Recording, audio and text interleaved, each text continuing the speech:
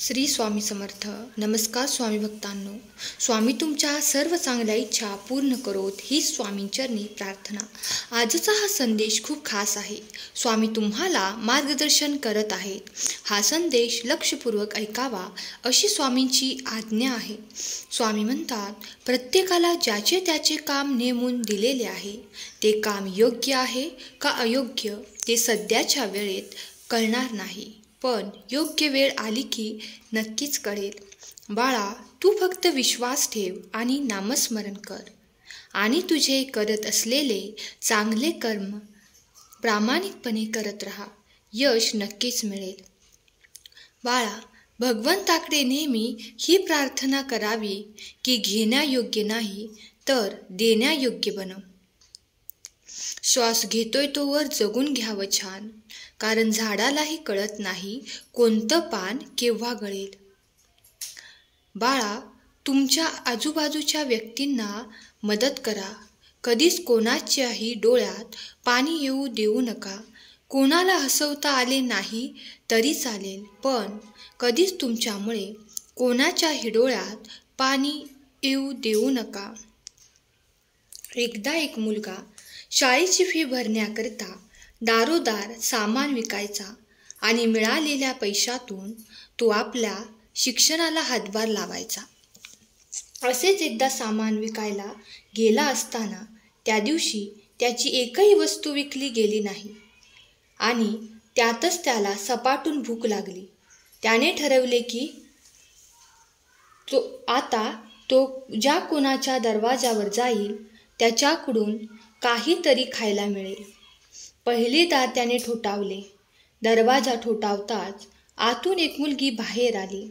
दरवाजा उघडण्याआधी मनात बरेच मनोरे रचलेल्या त्या मुलाची दरवाजा उघडताच घाबरगुंडी उडाली आणि भीतीपोटी त्याने खायला मागण्याऐवजी त्या मुलीकडे एक ग्लास पाणी मागितले.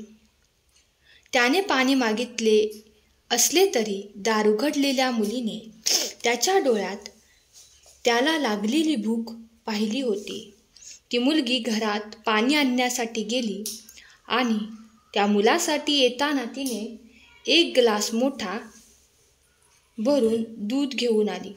त्या मुलाने ही अधिक प्रश्नोत्तरे न करता भुकेपोटी ते दूध प्यायले व तो त्या मुलीला म्हणाला, किती पैसे देऊ? यावर ती मुलगी म्हणाली, पैसे कशाकरिता? माझ्या आईने मला शिकवले आहे की एखाद्यावर दया केली असता त्याच्याकडून कधीच पैसे घेऊ नयेत. त्यावर तो मुलगा त्या मुलीला म्हणाला, तर मग मी तुझा मनापासून आभारी आहे. त्यानंतर दूध प्यायल्यामुळे खरोखरच भुकेने व्याकुळ झालेल्या त्या मुलाच्या शरीरात जोम आला होता. त्याबरोबर या घटनेमुळे त्याचा देवावरचा आणि माणुसकीवरचा विश्वासही वाढला होता. त्यानंतर मध्ये बरीच वर्षे गेली. एकदा ती मुलगी गंभीररित्या आजारी पडली. तिला स्थानिक डॉक्टरांनी शहरातील मोठ्या रुग्णालयात उपचाराकरिता दाखल करण्याचा सल्ला दिला. विशेष डॉक्टर यांनी तिला तपासण्याकरिता बोलावले होते. जसे त्यांनी त्या मुलीच्या शहराचे नाव ऐकले, त्यांच्या आठवणीत काही तरी चमकून गेले. ते त्यांच्या सीटवरून उठले आणि दाखल करण्यात आलेल्या मुलीच्या खोलीत गेले. त्यांनी त्या मुलीला पाहिले व तिला ओळखले. त्यांनी ठरवले की तिचा जीव वाचविण्याकरता ते आकाश पाताळ एक करतील. त्यांनी तिला वाचविण्याकरता प्रयत्नांची पराकाष्ठा केली आणि त्यांची ही मेहनत फळाला आली. त्या मुलीचा जीव वाचविण्यात त्यांना यश मिळाले होते. त्यानंतर त्या डॉक्टरांनी रुग्णालयाच्या ऑफिसमध्ये जाऊन त्या मुलीच्या उपचाराच्या खर्चाचे बिल घेतले.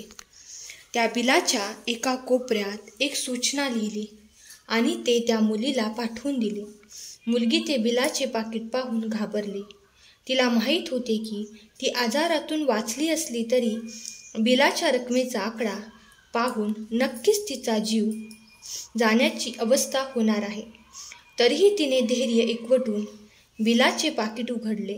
बिलाची रक्कम पाहिली आणि अचानक तिची नजर बिलाच्या शेजारी कोपऱ्यात लिहिलेल्या त्या सूचनेवर गेली.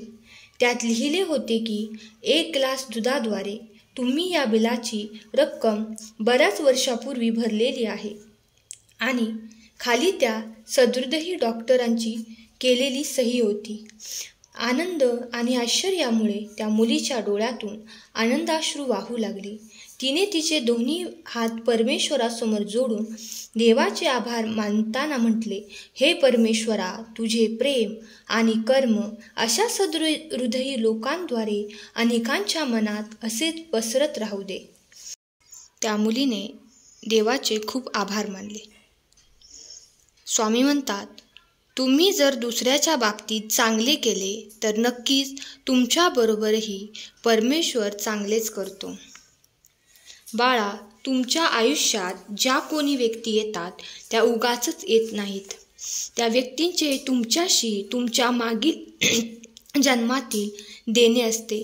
तुम्ही प्रत्यक्ष किंवा अप्रत्यक्षरित्या मागील जन्मात त्यांच्याशी चांगले अथवा वाईट कर्म केले असाल तर केलेल्या तुमच्याच कर्मांची परतफेड करण्यासाठी त्या व्यक्ती तुमच्या आयुष्यात आलेल्या असतात.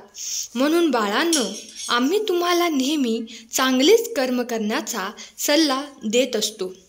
कधी कधी जीवनात इतकं बेधुंद व्हावं लागतं, दुःखाचे काटे टोचतानाही खळखळून हसावं लागतं. जीवन यालाच म्हणायचं असतं. दुःख असूनही दाखवायचं नसतं. पाण्याने भरलेल्या डोळ्यांना पुसत आणखी हसायचं असतं. होणार नाही कधीच अनर्थ जर सोबत असतील स्वामी समर्थ. बोला श्री स्वामी समर्थ. बाळा, नेहमी लक्षात ठेवा, आपल्या इच्छेपेक्षा सुंदर परमेश्वराची योजना असते. देवाच्या प्रत्येक निर्णयावर खुश राहायला शिका, कारण देव आपल्याला तेच देतो जे आपल्यासाठी योग्य आहे. जीवनात मागे बघाल तर अनुभव मिळेल, जीवनात पुढे बघाल तर आशा मिळेल, इकडे तिकडे बघाल तर सत्य मिळेल आणि आपल्या स्वतःच्या आतमध्ये बघाल तर आत्मविश्वास मिळेल. सहमत असाल तर स्वामी आई टाईप करा. अत्तर लावताना लावणाऱ्याच्याही हाताला लागते. सुखाचेही तसेच आहे. दुसऱ्याला सुख देताना ते आपल्यालाही मिळत असतं. स्वामी म्हणतात, या जगात यशस्वी होण्याचा सर्वात चांगला मार्ग म्हणजे जो सल्ला आपण दुसऱ्यांना देतो त्यावर आपण काम करणं देखील गरजेचे आहे. आजचा हा संदेश शेवटपर्यंत ऐकल्याबद्दल धन्यवाद. श्री स्वामी समर्थ.